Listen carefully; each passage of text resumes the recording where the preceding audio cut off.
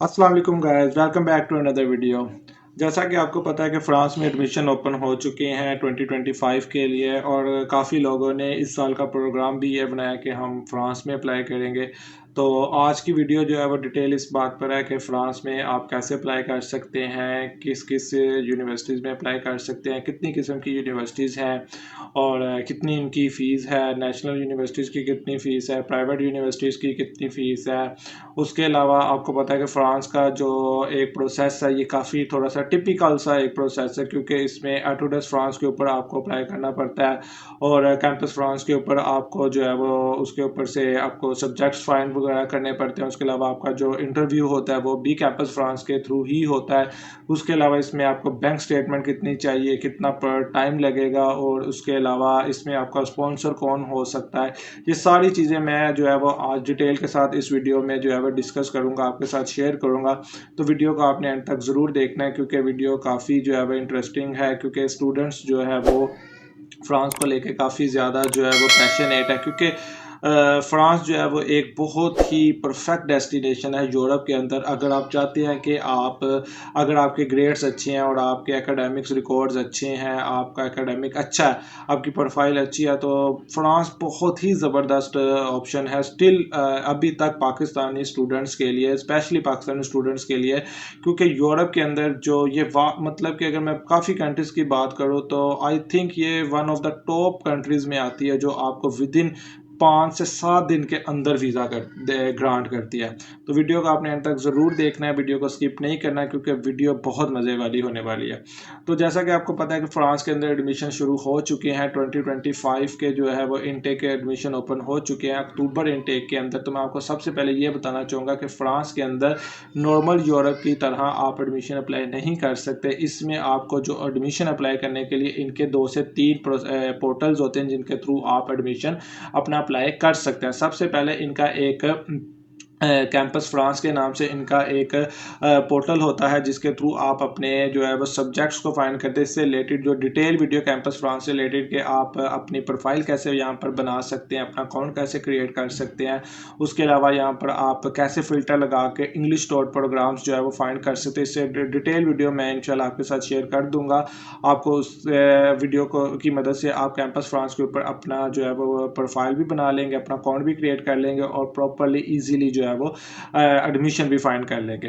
तो सबसे पहले तो ये होता है कि कैंपस फ्रांस के ऊपर आपको जो है आपने अपना according to English taught programs को फाइंड करना होता है, क्योंकि फ्रांस के अंदर इस वक्त तकरीबन अगर हम गवर्नमेंट प्राइवेट सारी यूनिवर्सिटीज़ को बुलाकर देखें तो ऑलमोस्ट 1400 प्लस सब्जेक्ट्स जो है ना ये इंग्लिश टॉट प्रोग्राम्स आपको फ्रांस ऑफर कर रहा है, जो कि एक वाइड वैरायटी है, जिसमें हर तरह का डिसिप्लिन मौजूद है। मतलब कि social sciences, commerce, bio sciences, engineering से रिलेटेड हर तरह का आपको इसमें सब्जेक्ट्स मिल जाता है। 1400 से ज़्यादा सब्जेक्ट्स ये ऑफर कर रहा है कैंपस फ्रांस, मतलब कि फ्रांस जो है। और दूसरी अगर बात करें को जब आप अपना अच्छा, इसमें फ्रांस के अंदर मैं आपको एक मज़े की बात ये बताऊंगा कि फ्रांस के अंदर थोड़ा सा मसला ये होता है कि जब आप एडमिशन अप्लाई करते हैं तो हर यूनिवर्सिटीज़ के ना नॉर्मली तो जो एटोडस फ्रांस है ये इनका एक स्पेसिफिक पोर्टल है, जिसके थ्रू आप एडमिशन अप्लाई करते हैं और मोर देन तकरीबन 6 से 7 सब्जेक्ट्स के अंदर आप एडमिशन एक टाइम के ऊपर एक ही प्रोफाइल के साथ एडमिशन अप्लाई कर सकते हैं। इसमें ये नहीं है जैसे फिनलैंड के अंदर ना कि एक ही टाइम के अंदर ज्वाइंट एप्लीकेशन सिस्टम होता है, 6 से 7 एक ही एप्लीकेशन के ऊपर 6 से 7 सब्जेक्ट्स के अंदर आप एडमिशन अप्लाई कर सकते हैं। सेम लाइक दैट एटोडस फ्रांस के ऊपर भी आप 6 से 7 अपने selective English program taught program जो कि कैंपस फ्रांस के ऊपर आपने फाइंड किए होते हैं, उनको एटोडस फ्रांस के पोर्टल के ऊपर आप जाके फाइंड करते हैं और वहाँ पर जाके आप एक ही प्रोफाइल के ऊपर मतलब एक ही दफ़ा डाटा ऐड करके 6 से 7 जो कि अपने सब्जेक्ट्स के ऊपर आप जो है वो एडमिशन अप्लाई कर सकते हैं। उसके बाद क्या होता है कि जब आप एटोडस फ्रांस के ऊपर अपना एडमिशन अप्लाई करते हैं तो वो कैंपस फ्रांस वाले जो है ये बेसिकली आप कह लें कि थर्ड पार्टी टाइप होते हैं, जो कि हर कंट्री के अंदर फ्रांस के अपने कह लें कंसुलेट टाइप ही होते हैं कि डिफरेंट इनके ना ऑफिस होते हैं, लाहौर में, इस्लामाबाद में, कराची में। ये क्या करते हैं, ये आपकी प्रोफाइल को प्रॉपरली चेक करते हैं और यूनिवर्सिटीज़ को आपकी जो प्रोफाइल आप जो एप्लीकेशन एटोडस फ्रांस के ऊपर फिल करते हैं वो कैंपस फ्रांस वाले जो है वो यूनिवर्सिटीज़ को भेजते हैं। अब यूनिवर्सिटीज़ क्या करती हैं, आपकी प्रोफाइल को चेक करती हैं, आपकी एलिजिबिलिटी को चेक करती हैं। वो सारा कुछ चेक करने के बाद, आपके कोर्स से रिलेटेड सारी इन्फॉर्मेशन को चेक करने के बाद अगर वो उनके मुताबिक ठीक होती है तो वो आपको एडमिशन ग्रांटेड कर देते हैं। अच्छा, इसमें अगर सेकंड चीज़ की अगर मैं बात करता हूँ तो इसके अंदर अगर हम लैंग्वेज की बात करें कि स्टूडेंट्स काफ़ी इस चीज़ को लेकर करते हैं कि भाई लैंग्वेज का बड़ा इशू आता है, मतलब कि इंग्लिश टोर प्रोग्राम्स है तो आइट्स कंपल्सरी होगा। देखें, अगर तो आपके पास फ्रांस के लिए अप्लाई करने के लिए अगर तो आपके पास आइट्स है 6.5 बैंड, देन तो आपकी प्रोफाइल बड़ी ओके हो जाती है। और 60% अगर आपके मार्क्स हैं तो देन तो भाई एडमिशन पक्का हो जाता है। लेकिन अगर आपके पास आइट्स नहीं है, पीटी नहीं है, तो इतनी कोई बहुत सोचने वाली बात नहीं है कि भाई फ्रांस में एडमिशन नहीं होगा। भाई फ्रांस के अंदर टॉप रैंक यूनिवर्सिटीज़ भी जो है ना, अगर हम उनकी बात करते हैं, पेरिस सैटले है, कुछ इस तरीके से इनकी यूनिवर्सिटीज़ हैं, अगर हम उनकी भी बात करते हैं तो वो आपको बहुत से कोर्सेज के अंदर विदाउट आइट्स भी एडमिशन ग्रांट कर देते हैं। सिर्फ उसके लिए क्या होना चाहिए, आपकी जो प्रीवियस एजुकेशन है वो इंग्लिश में होनी चाहिए। ठीक हो गया। अच्छा, अगर हम फ्रांस के अंदर अगर हम बात करते हैं कि भाई कितनी तरह की यूनिवर्सिटीज़ होती हैं, तो इसमें सेमी गवर्नमेंट है, कुछ गवर्नमेंट है और कुछ प्रॉपरली प्राइवेट है।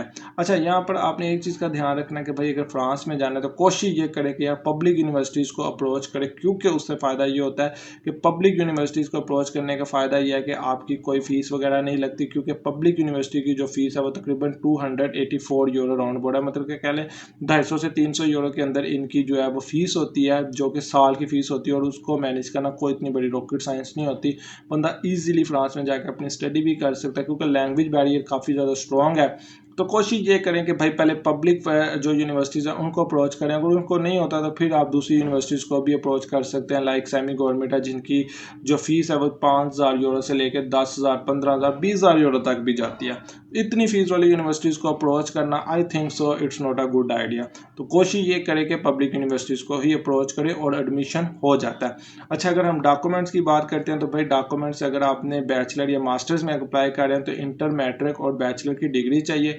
और इनकी अभी स्टिल रिक्वायरमेंट नहीं है कि स्टार्टिंग में एडमिशन के टाइम आपको डॉक्यूमेंट वेरीफाइड चाहिए, लेकिन एक गुड तरीका यह है कि भाई जब भी आप अप्लाई करें तो आप अपने इंटर, मैट्रिक और इंटर के कंसर्न बोर्ड के बाद IBCC और बैचलर को HEC से करवाने के बाद सबको मोफा से टेस्ट करवा के फिर अप्लाई करेंगे तो आपके एडमिशन के चांसेस ज़्यादा हो जाते हैं। और अगर आपने पोस्टाइल भी करवाया हुआ तो फिर तो और ज़्यादा हो जाते हैं। ये रिक्वायरमेंट पोस्टाइलेशन नहीं है, लेकिन अगर आपने वो करवाया हुआ है तो आपके चांसेस ज़्यादा हो जाते हैं।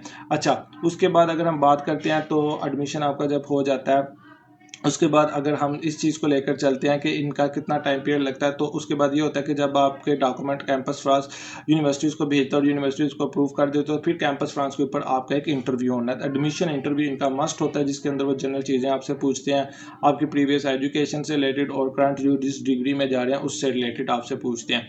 तो वो चीज़ जब आप इंटरव्यू क्लियर कर लेते हैं तो आपका एडमिशन क्लियर हो जाता है। उसके बाद आपने फिर अगेन जो है वो एटुडस फ्रांस के थ्रू ही अपना वीज़ा अप्लाई करना होता है। वीज़ा डॉक्यूमेंट्स की अगर हम बात करते हैं तो वही सेम आपका एडमिशन लेटर आ जाता है। उसके अलावा आपने, हाँ, एक चीज़ इसमें स्किप कर दूँ, जैसे इटली के अंदर प्री इनरोलमेंट होती है तो आफ्टर एडमिशन भी आपको अगेन जो है वो इसमें अप्लाई करना पड़ता है, वो क्या उसके ऊपर ही, एटुडस फ्रांस के ऊपर ही। और उसके बाद जाकर आपकी जब वो फाइल कंप्लीट हो जाती है तो फिर आपने लाहौर में एक इदारा है, वो इस वक्त मेरे जहन से स्किप हो गया, वहाँ पर आपने अपने डॉक्यूमेंट्स लेकर जाने होते हैं और दैन आप अपॉइंटमेंट लेते हैं और आपके डॉक्यूमेंट सबमिट हो जाते हैं।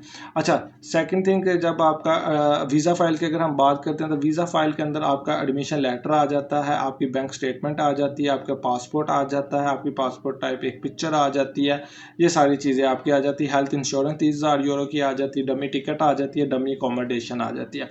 अच्छा, इसमें जो मेजर चीज़ स्टूडेंट्स इस चीज़ को लेकर पूछते हैं कि भाई जो कि स्पॉन्सर कौन कर सकता है। देखिए, इटली के अंदर कोई हार्ड एंड फास्ट रूल नहीं है कि भाई आप ब्लड रिलेशन ही होना चाहिए, चाचा मामा ताया नहीं हो सकता। इसमें आप कर सकते हैं, लेकिन इसमें एक चीज़ का आपने मेजर चीज़ जो है उसको फोकस ये करना है कि आपका स्पॉन्सर इसमें कोई भी हो सकता है, लेकिन कोशिश ये करें कि ब्लड रिलेशन हो तो ज़्यादा ही अच्छा होता है। मदर फादर या बहन भाई होगा तो बेहतर होगा। और सेकंड थिंग, जो भी आपका ब्लड रिलेशन होगा, लेकिन जब आपने फाइल सबमिट करवानी है तो आपके पैसे जो है वो आपके अकाउंट में होने चाहिए, स्पॉन्सर के अकाउंट में नहीं होने चाहिए। स्पॉन्सर सिर्फ आपको एक एफिडेविट दे देगा कि ये मेरे पैसे थे, इतने अकाउंट के अंदर मेरे पैसे थे, ये मैंने अपने पैसे अपने इस बंदे को बेटे की या बेटी को जो है वो इतने पैसे दे दिए हैं और ये मेरे। अच्छा, दूसरा आपने इसमें कोशिश ये करना है कि मतलब कि मेरी कोशिश यही होती है कि भाई जिस बंदे की भी फाइल तैयार की जाए उसके FBO रिटर्न हो, क्योंकि जो भी आपका स्पॉन्सर हो इनकी रिक्वायरमेंट अभी तक नहीं है, लेकिन आपने कोशिश ये करनी है कि भाई जो स्पॉन्सर है उसके FBR के रिटर्न लगाएं। उससे फ़ायदा ये होगा कि भाई जो मनी लेकर जा रहा है वो वाइट मनी है, ब्लैक मनी नहीं है। विद जस्टिफिकेशन अगर आप अपनी फाइल सबमिट करेंगे तो आपका ईजीली एडमिशन भी हो जाएगा और आपका वीज़ा भी ग्रांट हो जाएगा। अच्छा, और फ्रांस के अंदर भी सबसे बड़ी बात यह है किसी किस्म की कोई अपॉइंटमेंट का रोला नहीं है, ठीक है। आपने सिंपल अपने डॉक्यूमेंट्स लेकर जाने हैं, अदारा आपको खुद अपॉइंटमेंट लेकर देता है और विद इन आफ्टर जब आपका, हाँ इसमें आपने ये चीज़ भी मेक श्योर रखनी है कि एडमिशन के टाइम भी आपका इंटरव्यू मस्ट होगा और वीज़ा के टाइम भी आपका इंटरव्यू मस्ट होगा। लेकिन जब आपका इंटरव्यू हो जाता है तो विद इन 5 या 7 दिन, लोगों का 3 दिन के अंदर भी वीज़ा, मैक्सिमम 15 दिन के अंदर आपका वीज़ा लगकर आपके हाथ में आ जाता है। इसमें जो रिजेक्शन है वो 20% है और जो एक्सेप्टेंस है वो 80% है। तो अगर आप यूरोप में जाना चाहते हैं विद अच्छी एक ऐसी कंट्री में जिसकी इकोनॉमी बूस्ट लेवल पर हो, जो मतलब कि यूरोप के अंदर एक कह ले पावा कंट्री है जिसे कहते हैं ना कि भाई इकोनॉमी पता चलती है, जिसकी वेज रेट्स भी अगर मैं बात करूं तो 12 यूरो, 11 यूरो, 11 यूरो, इतने यूरो इनकी जो है वो वेज रेट है पर आवर के, जो कि यूरोप में मतलब कि इटली की भी अगर बात करें वहाँ पर भी नहीं मिलती। फ्रांस में, उसमें फिनलैंड में भी इतनी वेजेस नहीं है, ना ही मतलब कि अदर इतनी कंट्रीज़ में है, मतलब कि टॉप रैंक कंट्रीज़ में आती है। तो बहुत अच्छी कंट्री है, इसको लाजमी अपने जो है वो लिस्ट में रखें और कोशिश करें कि फ्रांस में अप्लाई करें। अगर आप मेरे से करवाना चाहते हैं मुझसे भी आप हेल्प ले सकते हैं और बेस्ट कंट्री है, इसको स्किप मत कीजिएगा। अगर आपके ग्रेड 60% से ऊपर है तो इसको लाजमी अप्रोच कीजिए। बस ये है थोड़ा सा इसका जो तरीक़ेकार है, प्रोसेस है, वो थोड़ा टिपिकल है, थोड़ा नहीं ज़्यादा टिपिकल है, क्योंकि मेरे मुताबिक ये ना काफ़ी ज़्यादा हैक्टिक सा इनका प्रोसेस है। लेकिन स्टिल ये है कि भाई अगर आपका एडमिशन हो जाता है तो वीज़ा 10 से 15 दिन के अंदर सर दर्द ख़त्म। और किसी किस्म के स्पॉन्सर का कोई रोला नहीं है भाई, अम्मी होनी चाहिए, अबू ही होने चाहिए, मामा चाचा नहीं हो सकता, जिसको मर्जी करें, लेकिन फिर जस्टिफिकेशन करेंगे तो कोई इशू नहीं आएगा। तो ये थी आज की डिटेल वीडियो, इंशाल्लाह मिलेंगे नेक्स्ट वीडियो में। टिल देन अल्लाह हाफिज़।